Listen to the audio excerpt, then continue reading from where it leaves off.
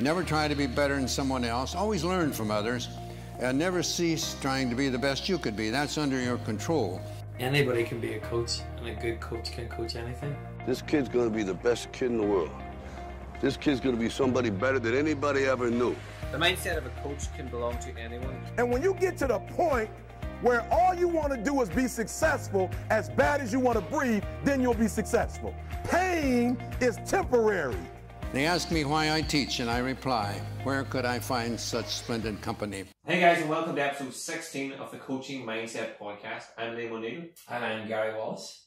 And this week's episode is brought to you by iDesign. iDesign.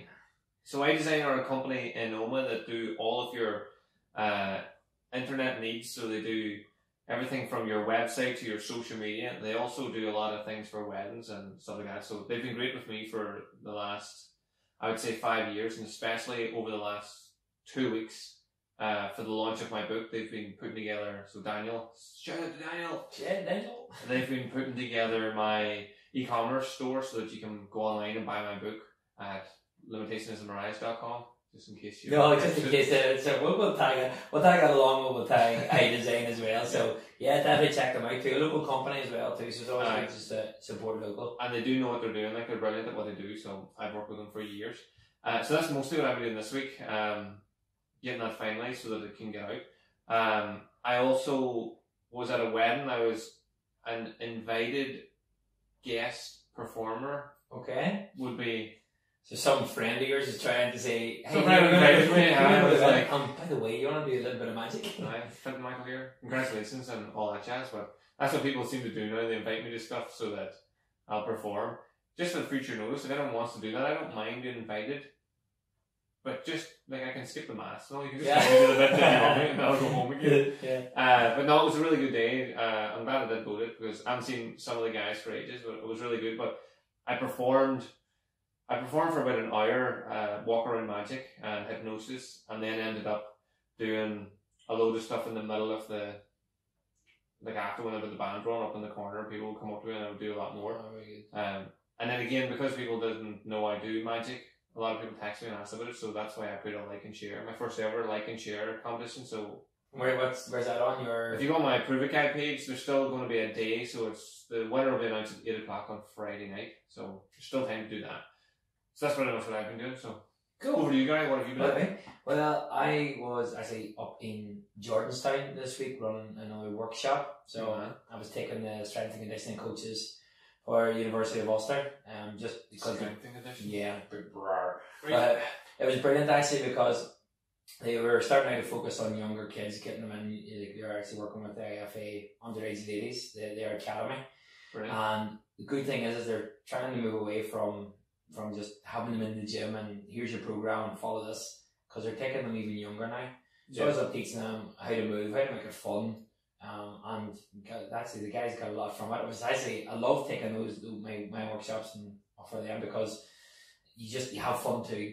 You have fun taking them, and it's great to see enthusiastic coaches who maybe sometimes they're used to writing programs and stuck in a gym, and then you turn around and go, well, actually, look at this movement here. You can call it bear crawl or happy bear, angry bear. Yeah. It's actually like a ready position, or you're teaching somebody how to squat and hinge, except you're just using fun terminology for kids. Yeah. And they'll enjoy it.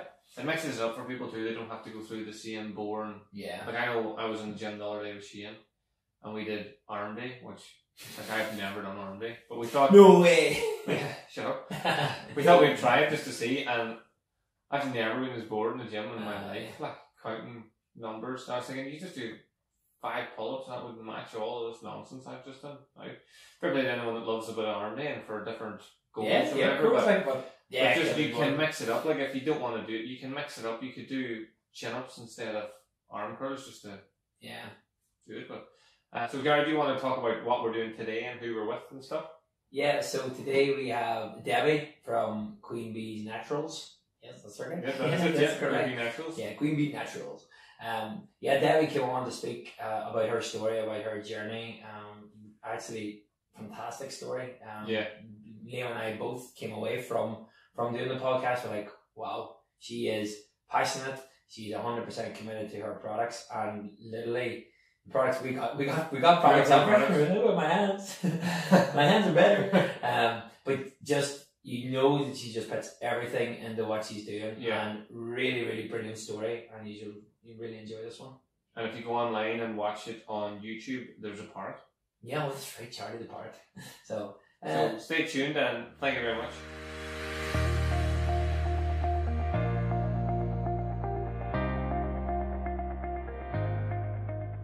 Hey guys, and welcome to episode 16 of the Coaching Mindset Podcast. I'm Liam O'Neill.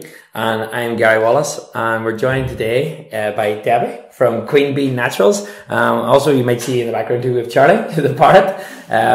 But yeah, this is another first. This is our first podcast on the road. So first of all, thanks Debbie for inviting us along to your beautiful home. I think I said that now 4 times. So, you're not getting rid of Gary. No, you're not going to stay here. Go to sleep. So Debbie, do you want to introduce yourself to the listeners and a wee bit on your background and what you currently do? Yeah, so my name's Debbie, as Gary said, and I am the founder of a skincare company called Queen Bee Naturals. So we mainly specialise in products for dry and sensitive skin. So people who suffer from things like eczema, psoriasis, dermatitis, for all ages, not just babies, right up into adulthood. But we also then branch off into various other products. But the ethos is always natural. It's about making sure the ingredients are pure, that there's no chemicals, there's no artificial colourants or perfumes, all those known irritants to the skin, as well as a lot of the dangers of the unknown of the chemicals then, the manufactured ingredients that go into a lot of the products. So we really specialise in that. Brilliant. And so this is where you're at now. So, but you weren't always in the health and beauty industry at all. Like, how did your journey start, or where did your career start to start? Well, I, at school, didn't really know what I wanted to do. Didn't have a definite career path, like I want to be a nurse or I want to be, a dog groomer or anything like that. It was very much just something to get out into the working field. So when I finished school, I just enrolled to our local college doing business and finance, because that covered a wide spectrum of career opportunities. And it was halfway through my second year of that course, my older sister was already in the bank, and she had contacted me to say that, the bank are going to be looking for staff. You should apply. It will give you good experience of, preparing a CV and an interview, etc. So I did that.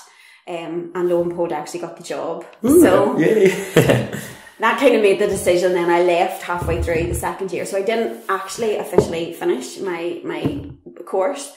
But I went into employment straight away then, and that developed into a career of 11 years, just over 11 years with bank, progressing up into more business kind of areas towards the end. But then see, as you're going through that, then as 11 years at the start, were you excited getting into it and stuff, and then how did that progress into what you're doing now? Or I loved it. Made lots of really good friends. It was a real good. There was a team atmosphere about it. You had staff dues out. There was always good banter. There was good camaraderie amongst the people.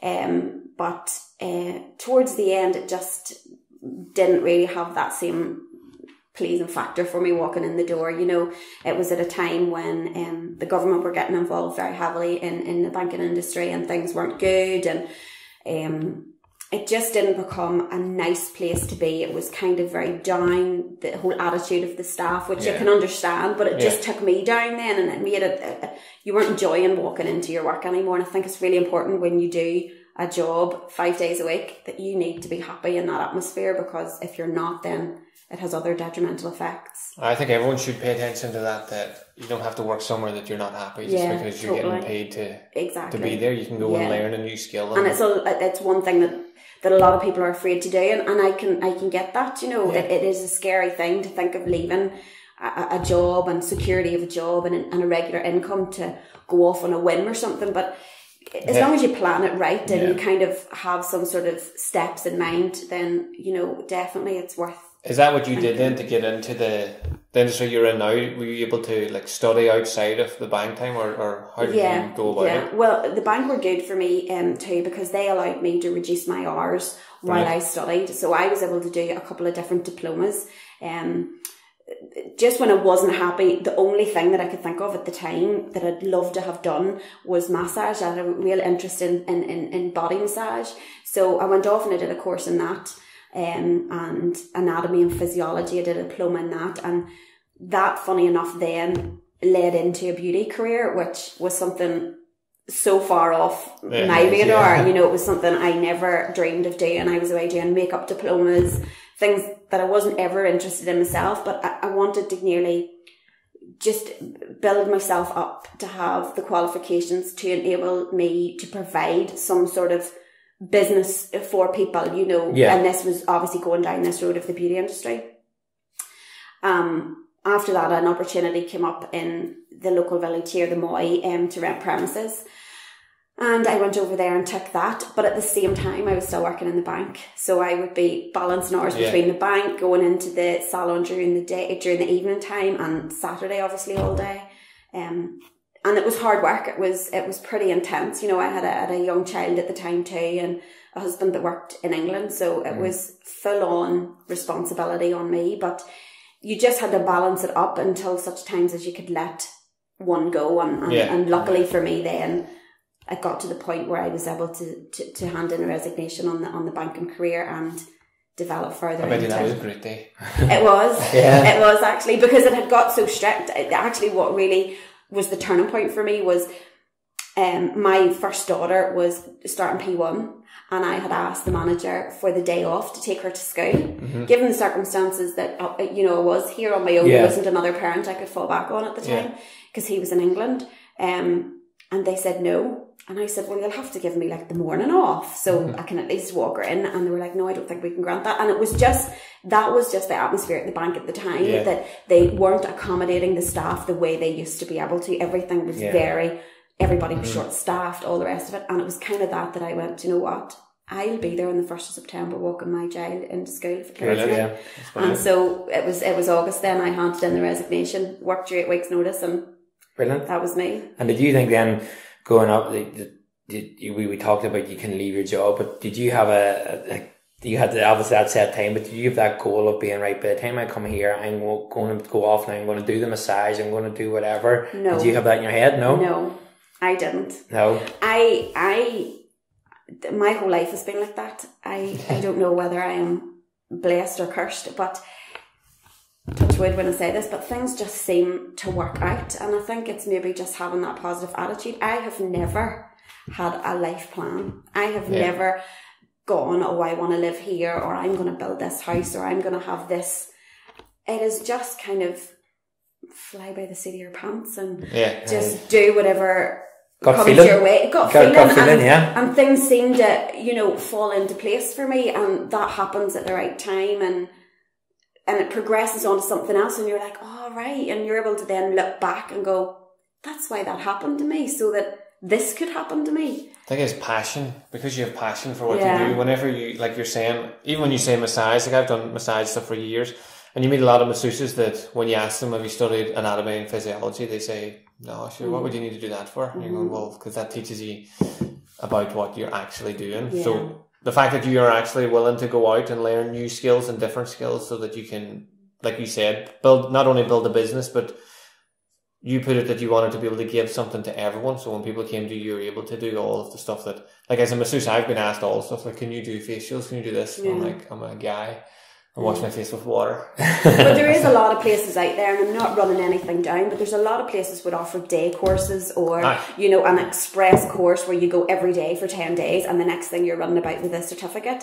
My diplomas, you're right, I did the anatomy and physiology and the Swedish massage together. And then when I progressed into the Queen Bee and more into the skincare things, the holistic skincare course that I did that with the School of Natural Sciences in London, and that took me a year to complete. Now it was home study, and you had a tutor, you know, and he would be there for you with your questions, and he would give you feedback on different essays that you'd come back with. But that took me a year to complete. You know, I went on and did a herbalism one after that, and that took me another year as well, just because, again, it's a natural ingredient. There's lots of benefits of the herbs going into the skins, like calendula for helping to speed up the skin healing process. So I wanted to learn about that, but you have to be prepared to put the work in. I'm kind of, you do it all or you do nothing. You know, it's 100% or don't bother doing half a job. I'm interested to know too, and see whenever you're making that transition from you're leaving a bank, you've got all these benefits, you've got everything. Did you have a good support network obviously there, or did you also have people saying, what are you doing? You're crazy. You're crazy. A lot of people say I'm crazy. People say I'm crazy for years, so it's a lot. That is quite fair. I am kind of, you know, I wouldn't say daredevil, but I've always kind of been the child and the adult that'll just go and do it. You know that's what life's for. You know, take the chance. If it doesn't work, pick yourself up and get on and go and do something else. I did have a good support in that. You know, financially, my husband had a job, and that I know is a big concern for a lot of people when they're jumping from one job to another, or indeed to try and follow their dream path into a different career. You need to have readies, you need to have money to pay the bills at the end of the day. So I had a good support there, that my husband was there if I wasn't able to bring home the money at the end of the day. You know, there was a fall guy kind of thing.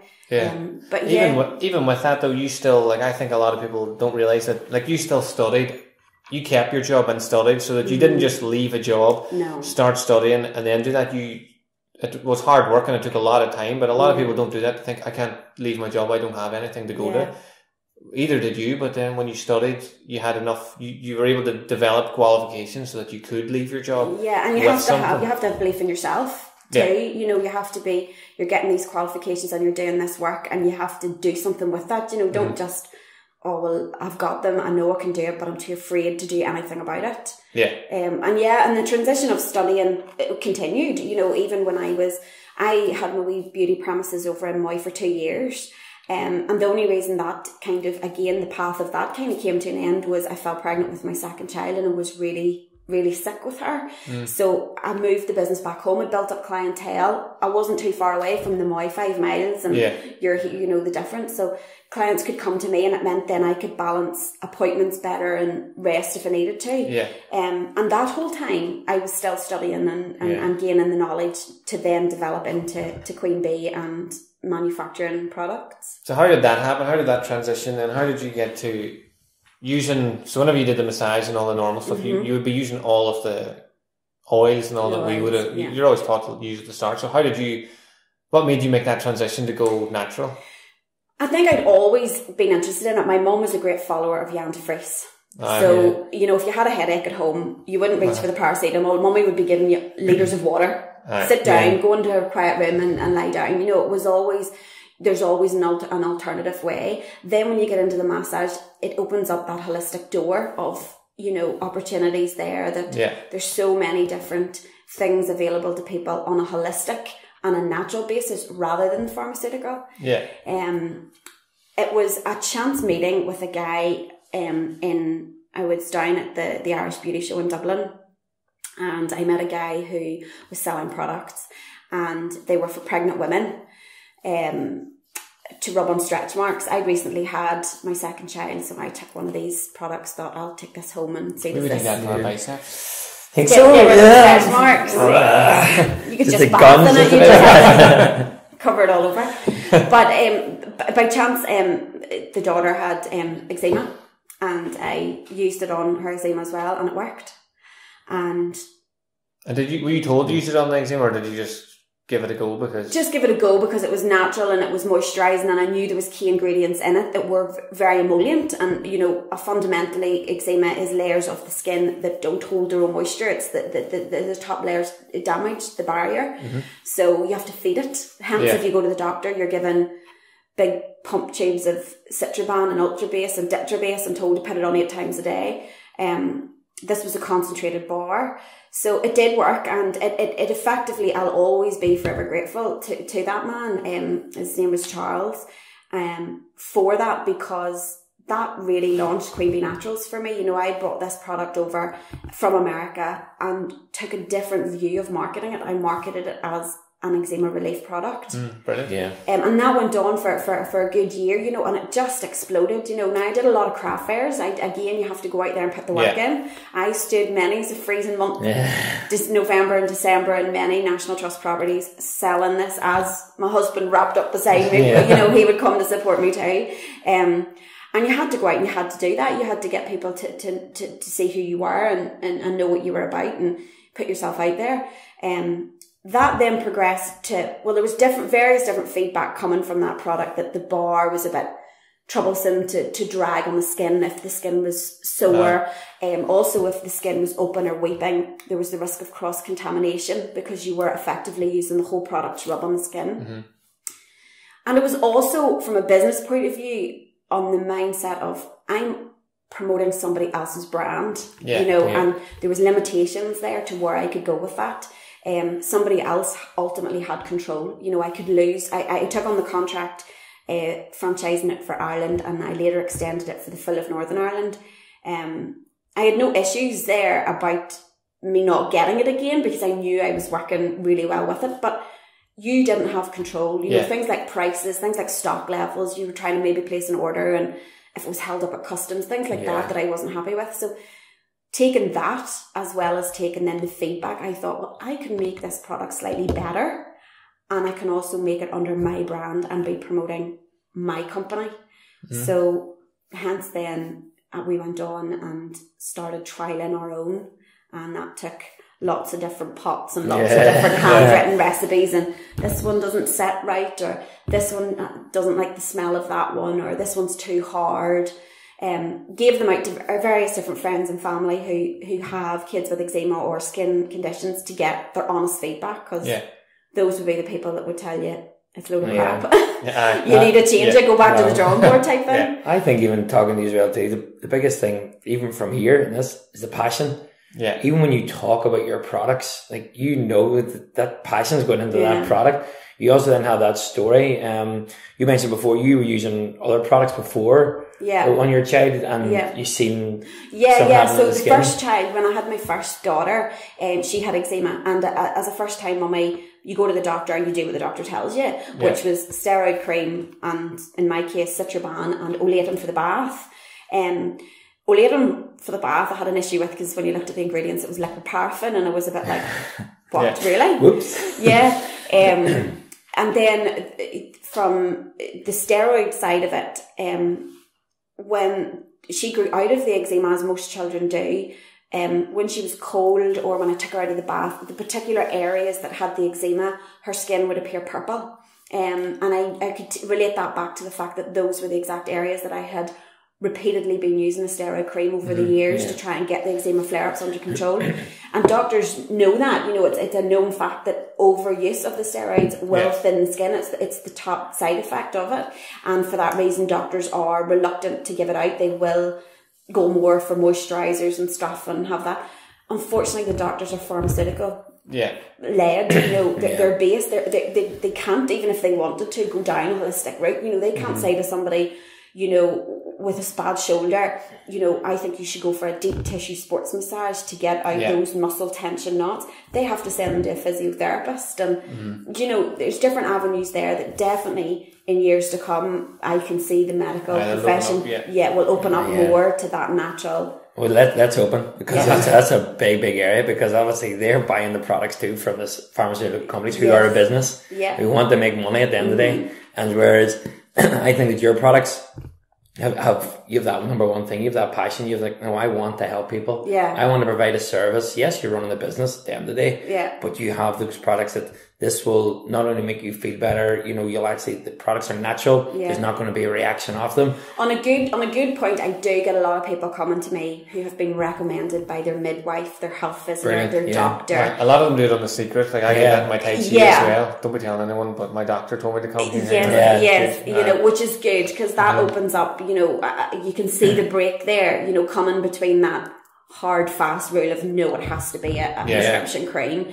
The benefits far outweigh. I mean, the products that you're using are nourishing the skin, they're fortifying the skin, they're making it stronger rather than the reverse effect, which is stripping it and damaging it. So it makes more sense that your skin is now, it's stronger to withhold a flare-up, because there is no cure for eczema. What we're doing is we're calming the symptoms and we're keeping it under control. But childhood eczema, they usually grow out of it by about 10, usually. But then maybe exams come and they'll get a little flare-up, or a driving test will come and they'll get a little flare-up. And if you've repeatedly used steroid creams, the skin... Screaming creams. The skin's you know, it's in poor condition to start with, you know. And it does affect mental, because I know I've worked with a lot of people with eczema through the mental for stress, and then one of the ways they know that they're stressed is because, I'm stressed, how do you know my hand's flaring up? Yeah. So using that, and I've worked with people that it stresses them more that they know they're going to have to go and get the steroids, and they don't want it because they know it doesn't fully get rid of it, but and also they just don't like putting it on. Well, there's a lot more awareness. I mean, that's going back. My eldest is 11 now, so you could say 10 years, 10 and a half years ago, it was just take the steroid cream. Whereas now I do see young mums coming to me in the same situation that I was. This is my first baby. I don't know what to put on them, but you've got that now awareness. People say I shouldn't be using the doctor's creams. Do you have something? Yeah, and it's like, I do, And I'd never offer a guarantee to anybody, this is going to, clear this up overnight. Yeah. Because you can't, everybody's skin's different. And there's people that have used the products and notice a difference within hours. There's people that maybe have used it a week and then they've started to see it clear up. And there is the odd one that comes back and says, look, that didn't work for me. And that's when they then have to go a wee bit further. And I would always recommend allergy testing at that stage then. Because that is what's happening when the barrier of the skin is broken down with the eczema. Things like pollen or dust mites in the house, they can get into the skin. Or a dairy allergy, for example, can kick off flare-ups. So, even with yours being 100% natural as well, the worst that could happen is it doesn't work. Yeah. Like that. Yeah. That's it. If it doesn't work, nothing. Whereas the steroid stuff doesn't work, it's still stripping your skin. So. Totally. Again, like back to that whole doctor thing and stuff too, when people are going in with diet problems or anything and they're saying, you need to take these pills, you need to do this, well, why not try and work on your nutrition? Yeah. Literally work on your nutrition. What's the worst that can happen? I think in the future there'll be big changes. It might not even be in our lifetime, but I can see in the future that it has to change. And there'll be more of these natural things. It has to, again, like, because obviously my main passion is coaching kids and doing that, but for that sole reason of trying to teach them good habits, trying to get parents more aware of, when we run our camps, we're going to provide them with healthier snacks. We're going to get them to try these new things. We give them weekly tasks. As can they go away and eat a different piece of fruit? Or if you had a bit of broccoli, what could you do? Schools now, they do the healthy break. Yeah. Our schools, they're not allowed to take chocolate and crisps. They get a treat day on Friday. When I was at school, you had your bottle of Coke and your Mars bar and your crisps, and that was your normal lunch. You had the tuck shop, and you go down with your money and just eat all day. You probably ran and you fought and you did a cartwheel to the tuck shop, whereas kids now go to the tuck shop and they're on their phone and the only exercises is their two thumbs. Yeah, that's a big one. And talking then, obviously we said about your passion. You have another passion here. We walked in. We obviously have Charlie, but you have a few animals about the place. Yes, I do. Yeah, my other passion would be animals. And if there was a career path that had have shown itself to me that took me down the road of doing something with animals, then I probably would be on that. But as I say, I don't know why things work that way, but I haven't had the chance to do anything career-wise with animals. But I like to fill my life with fur babies and feathered friends. Because it seems that you were saying you have your two cats in there, and it just you like helping people. You these wee cats in the background, they're Siamese, and my eldest daughter loves cats. And last year she was gifted from somebody who didn't want the cat anymore a pedigree Siamese cat, and she was pregnant. So my daughter, did you know she was pregnant? The breeder when the lady kind of gave it to us, we kind of went, and she goes, I think she might be a few weeks pregnant. And we went, right. But you signed this contract and you can't go back. We didn't tell the husband that when we came in with another. There's one, but there could potentially be another 7 in 9 weeks' time. But so she took on that kind of passion of looking after the cats, and she bred them last year, and she took that litter out. But 2 of them in the litter were born with what's called cerebral hypoplasia, which is a part of the brain that deals with their motor skills, and their balance is underdeveloped. Yeah. So the vet had said, look, they know no different. They're not in any pain. They just don't have that mobility that the rest of the cats in the litter do. So look, they're clean. They can use their litter tray. They find their food. They leap. They kind of will crawl across the floor and then do a big leap to get up onto the sofa or something. So we have them in there, and you can't part with something like that. You know, people probably say, oh, you would have just put them down or, done something with them, but No, you know, Yeah. the children dote on them. If they're not in pain, They're not in pain, affecting them, no. then, yeah. They're not in pain, and I have had regular, you know, we use a really good local vet, so I have had their professional opinion on it. And they're wee dotes, like as soon as you lift them up, they start to purr and carry on. And then we have Charlie, who's a yellow Charlie hasn't said anything yet. No, Liam wants him just to fly down and I'm willing him to come join us. He doesn't speak to strangers, he's well taught. Yeah. But he's a yellow crowned Amazon, and he's a year. Like Wonder Woman. Yes. Yeah, they live till they're about 50. Oh wow. Yeah. So he may well outlive me. Cool. Well, no bad. That's that. Just bad timing. And then moving on then with the Queen Bee, and again trying to help other people on their passion. Is you have a new range with tattoos or the tattoo bands as well too? Or? This really again just happened. I was getting a tattoo done on my arm, and when I went into the tattoo studio, the guy had what looked like my baby balm. It was a waxy consistency sitting on the table, and I said, "Oh, what's that?" And he said, "Oh, that's what I'm going to use to tattoo you with." And turned out it was something he mixed up shea butter and cocoa butter. Mm-hmm. And it was, instead of using what traditionally a lot of them use would be Vaseline, which is a petroleum based product, but it blocks the pores and it wouldn't be great for the skin again. So he was using this, and we just got to talking. You know, obviously when you're getting tattooed, anybody that's got tattooed, you're there for quite a while. Yeah. And this one was 4 hours. So we spent the time kind of talking, and he got to know what I did in terms of the Queen Bee, and I had already had waxy, balmy products like that for skincare. And I just came home then and started doing a bit of research into, you know, what you needed then to use it as a tattoo aftercare. You know, you needed antibacterial properties in there. We needed something to help speed up the skin healing process, because obviously the skin was damaged. It was a trauma to the skin as well, because when you're working constantly with needles, you've got bruising, you've got inflammation. So I went away and did a lot of research and got together a formula, and I went back to the same guy and asked him to trial it and see what he thought. And he was able to give me really good feedback then from his point of view, because obviously I'm not a tattoo artist. So I don't know if that's wrecking your needles. You don't do that in your part-time? No. Looking after animals, running a business, having a family. Looking after those lovely eggs, the whole lot. You never know what's around the corner, but no, not yet. And he was really good. He gave me lots of advice and was able to kind of go, yeah, this is what you need, this is what you do. And it was just then design board, logos, names, getting your domains bought and things like that to protect your brand. And it's taken off, thankfully. It's been really, really popular. That's where you caught my eye, was through Rory's place, the State of the Art. Yeah. Because we were talking about this before. I've tattoos as well. And I remember the worst part of the tattoo for me was the Bepanthen after. Mm-hmm. Like, that just smelled terrible. It wasn't even, Bepanthen was the second tattoo now when I think about it. The first one was, remember hemorrhoid cream you had to use instead? Preparation H is the first stuff. Yes. You ever smell that stuff?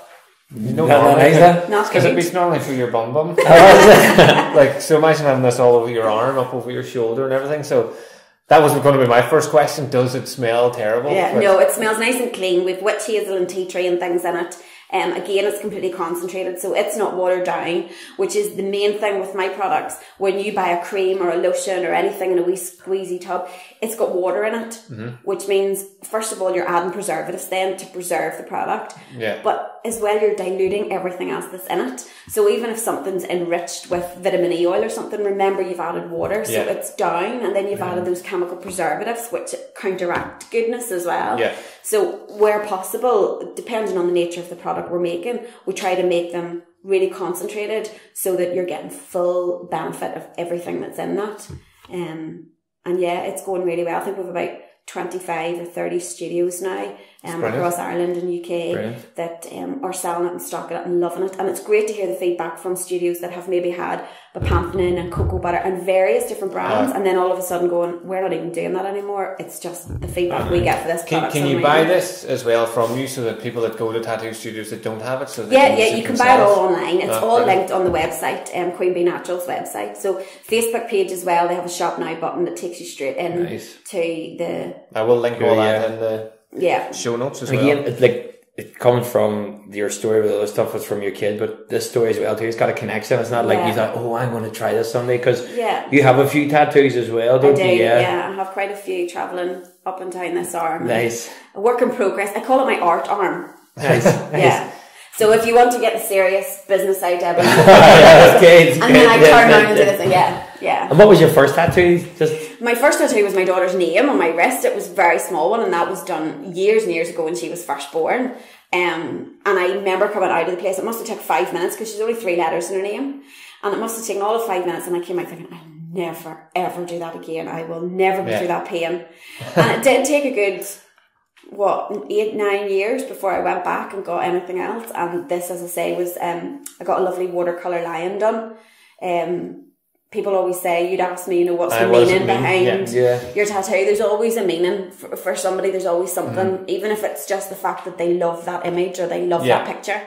But there's always a reason why you've chosen to put that on your skin. And for me, the lion was that emphasis of courage. The courage to take that step, to don't be afraid to go against the norm. Don't be afraid to, change things for the better. And it's something that'll always remind you too, people always ask you, what are you going to be like when you're older? And you're like, well, if it has meaning when you're older, you'll look at that and go, well, I don't see many 80-year-old ladies running around in bikinis, so... that's and they're not true. I don't care. I don't think I'll care when I'm a bad 80-year-old. No, you just won't. Yeah. All of mine have meaning. I have a dragon on one side and a phoenix on the other side, and instead of getting a wee yin-yang, my original plan was a yin-yang on my chest, because I did martial arts and that's what everyone did. And then I went with the side of the body, mine got very deep. It was like the yang side of the body had the yin animal and the vice versa. So that's what mine's all mean. And then my logo comes from my tattoo on my back. I have a big griffin on my back, and that's what my logo is as well. So if they mean something, and then you don't mind. There's a lot of people are adverse to them, and I think that times have really, really changed. In fact, I was watching, there's a lot of programs on TV like The GP Behind Closed Doors and 999 Rescue, where it's like documentary fly on the wall, and you're following these professions, be it paramedics or doctors or policemen or whatever, and they're in short sleeves and they've got tattoos. Doctors and doctor surgeries, whereas years ago, that wouldn't have been allowed. You would have been told to cover those up. But a doctor years ago would have been smoking a fag, telling you that you should smoke. Smoking up in the maternity ward in hospitals. So it just, things are changing. Tattoos have become more popular. That's a proven statistic. They're readily available. There's umpteen studios in every town now. You've always got a tattoo studio to hand. And so, I think the essential balm then just came in at the right time as well. It's a growing market. As well as with the eczema, we're becoming more aware of the damaging side effects of pharmaceutical creams. So I think we're giving people the alternatives at the right time, to follow. What I really like about your business, and Gary said it as well, is that you're not trying to make money. You're not just thinking like, tattoos. People need stuff like you said. Like, it was something that was affecting your life, which I think is really important. If you're coming up with a business, is to think about a problem you have in your life. Think of a way of solving that. And there's always other people with that same issue. So the amount of people with tattoos that would have been like myself. I forgot completely about the preparation H. To be fair, the panther was bad enough, but the preparation H was horrible. Coming in and rubbing that on yourself and then trying to sleep with your arm out of your bed and with your head tilted away from it. Well, that's it. And I think that's why the business has grown so well. Somebody once said to me, a businessman that I had met years ago once said to me, some people, when they're obviously building up a business, they have a plan and they have their foundation level and they work up. And he says, you are still digging your foundations. And that's the way he put it to me. And he could see that I wasn't just wanting to, one night, one hit wonder or overnight success or anything like that. I wanted there for the longevity. I want to build something that gets such a good reputation that you've got your repeat customers. You've got people coming back and saying, look, that worked amazingly for me. I've recommended you. And that word of mouth, that's priceless. You can't buy that. You can't get that. You have to allow people to do that themselves. And I am very thankful. Facebook has been great for me. Facebook has been a fantastic marketing tool and growing my business. and allowing people to put reviews up there. And I'm really grateful as well to all those customers that they've sent before and after photograph. They've taken the time to take a photograph, you know, to actually trial it and say, this is what my results were, and putting it up there. That, like, we've got straight 5-star reviews on the Facebook page, and the reviews really help sell it, because other people couldn't relate then, you know. And even not even limited to eczema, you know, people with chickenpox scarring, stretch marks, burns, psoriasis in the scalp, rubbing it into the scalp, cradle cap, amazing for things like cradle cap. And because it's certified, whenever you get products produced, manufactured, and they go through the safety assessment, which is all your regulations, they're usually only safety assessed from 3 years up. Yeah. If you want something that's suitable from birth, it has to go through various other tests, obviously, because the skin is so delicate on a newborn. And we did that with the baby balm, because we know there's so many. There's teething rash, dribble rash, your cradle cap, nappy rash. There's so many skin issues with young babies, especially premature babies as well. So we wanted to make sure that we could offer that on the market, and it could be something that you could put in your hospital bag and use, and mummy can use it too on stretch marks and just general dry skin. Yeah, and that's what I was going to say then too. You have all these products, and they are for adults as well too. Is that right? Yeah. And he's gonna buy I'm not gonna lie, even when you're talking there, my sister just had a baby boy there too, so I was like, I must have seen your videos and stuff. Bits and pieces. But so you would say, I think it's something I always read about too, is it's the one organ we don't take care enough of, is your skin, especially males. Yeah. Like, we don't. Like, and it's the biggest organ of your body. People don't realise that. It's the biggest organ of your body, and it's the one that is seen.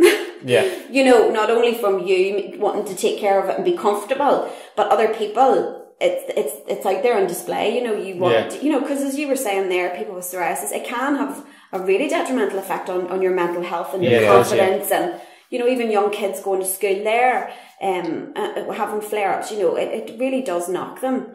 So, it is really important to look after. And you'll be glad to hear we do man's. There you go. Man's products as well. I know, even made me thinking about, I don't have any tattoos, but if I get the band earlier on, I get the Coaching Mindset podcast along the side. Yeah, any excuse. So, very good. And then, I suppose, moving on, and what's the future hold for thing? Have you anything in the pipeline, or are you just really concentrating on what you got now? I just go with the flow. Yeah. I just go with the flow. Products are developed on ideas. For example, the next product is a natural deodorant, because that comes from the fact that last year a close relative of mine was diagnosed with breast cancer, and it was very aggressive, and thank God she made a full recovery, and, you know, all's good at the minute. But there's always that fear of the spray-on deodorants and things with the liminin in them, and there's certain ingredients, and there's so much research out there, and there's ones that will tell you, yes, it's definitely a danger, and there's other ones that'll go, nothing's really conclusive there, you know. But why take that chance? Yeah, it's still chemicals. It's still chemicals. It's still, you're spraying them up into the area. I don't wear you just smelly. You just go smelly. Thankfully, my diet's so clean. I don't. If you could grow your hair, you'd probably have dreadlocks too. If I could, he would.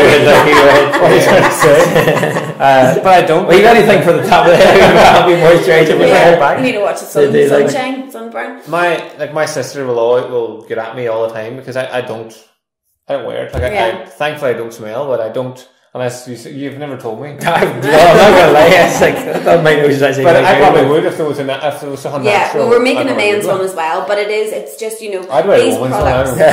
Like, it's just got a wee more manly scent to it. We use essential oils as well, so nothing's ever artificial perfumed in it. But it's just the future. What does the future hold? It's just whatever happens, you know. There's products there that, as you say, are derived because they've got a backstory from them, or there's a passion there, and I want to make something that's good for this reason, not just let's make money and let's do this. I know it. I think this is our first time obviously meeting as well too, but the passion of everything you said, and it's not very obvious.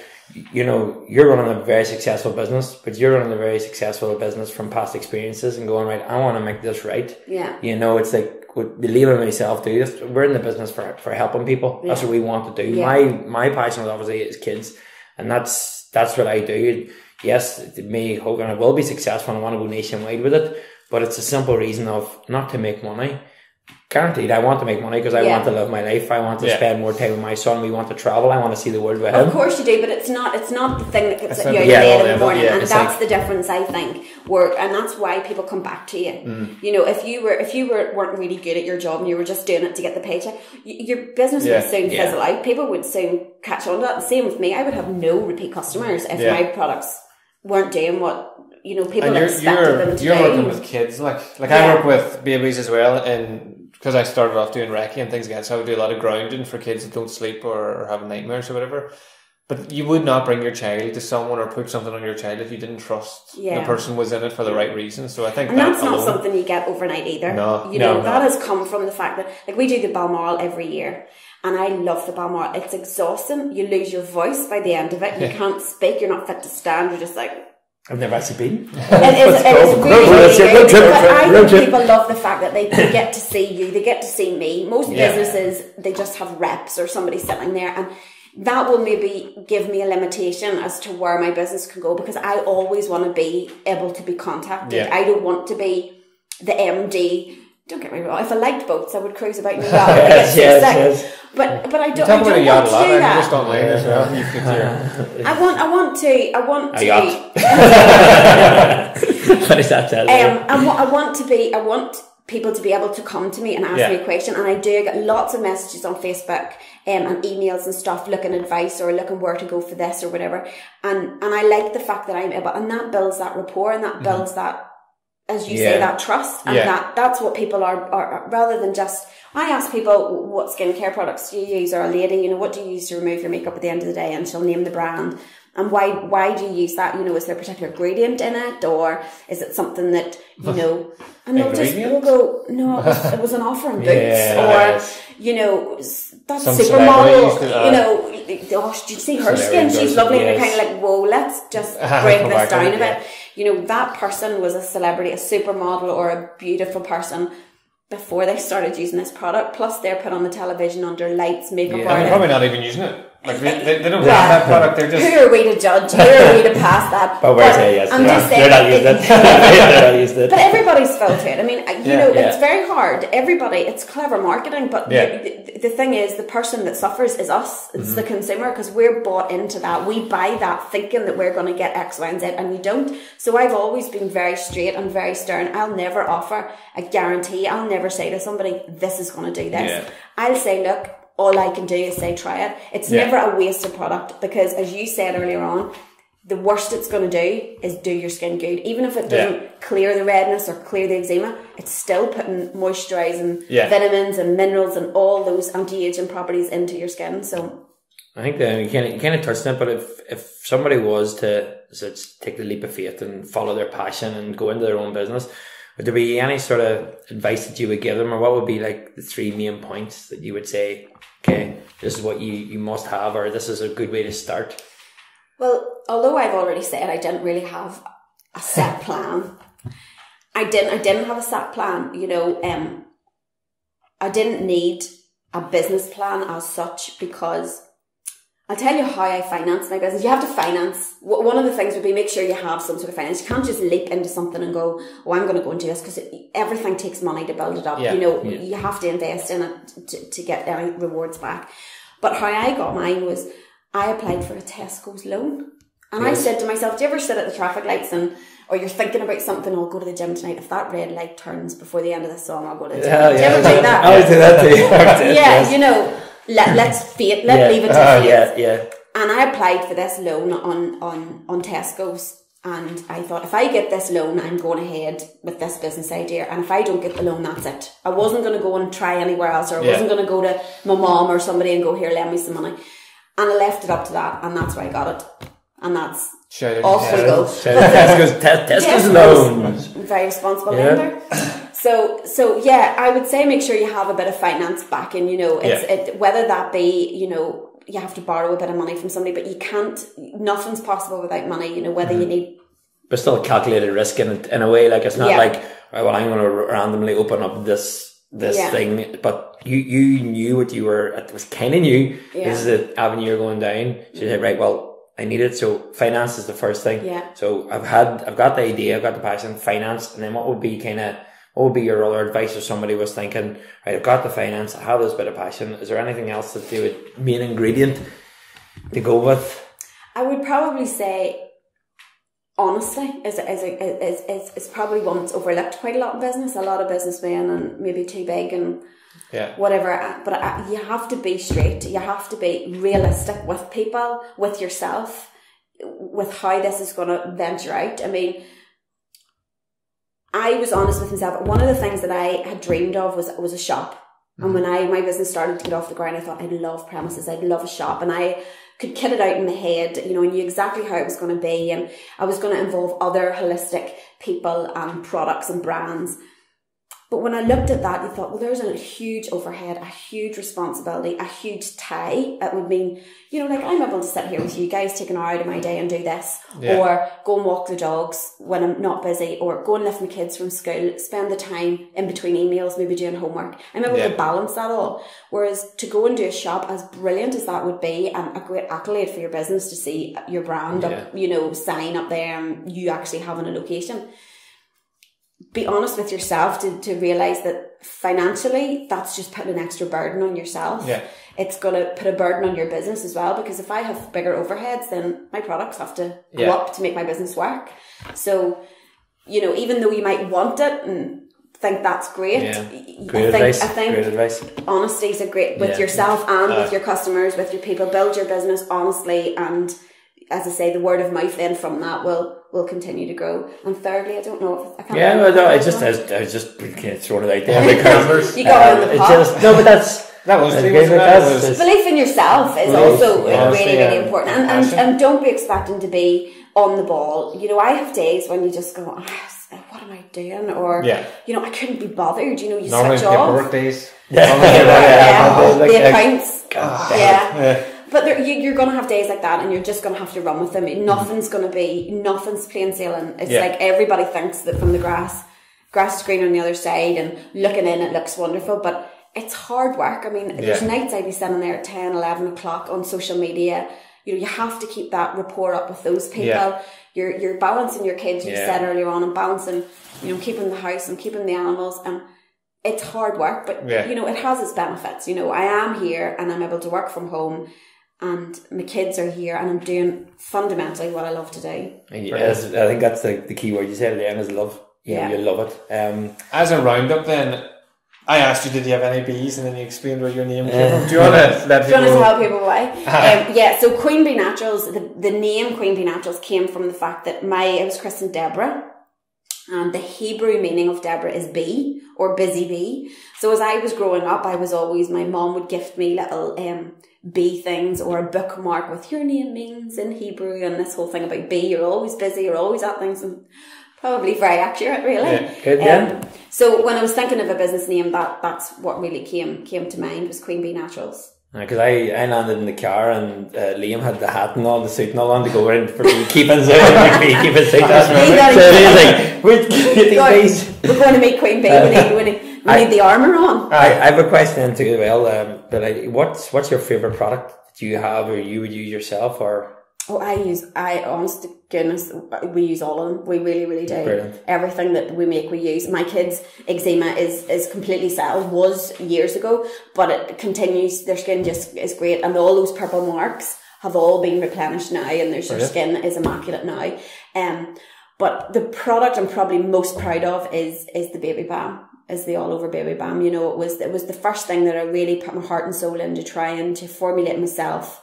And it's the product that has cured so many, not cured, but soothed so many people's skins. You know, I get so many messages, you know, that cream, you know, helped my daughter's skin in 6 weeks, and she's been at the dermatologist for 6 years and they couldn't get it under control. It's those stories that bring that pride to you. And so I can't deny it that would be the real strong point for me. Get it all. Use all. Yeah, we're going to have a conversation about maybe Neffy's. You're not going to be leaving him. No. Maybe Neffy's going to get a wee treat here. My sister will be loving this. Liam, do you have any questions to finish up with?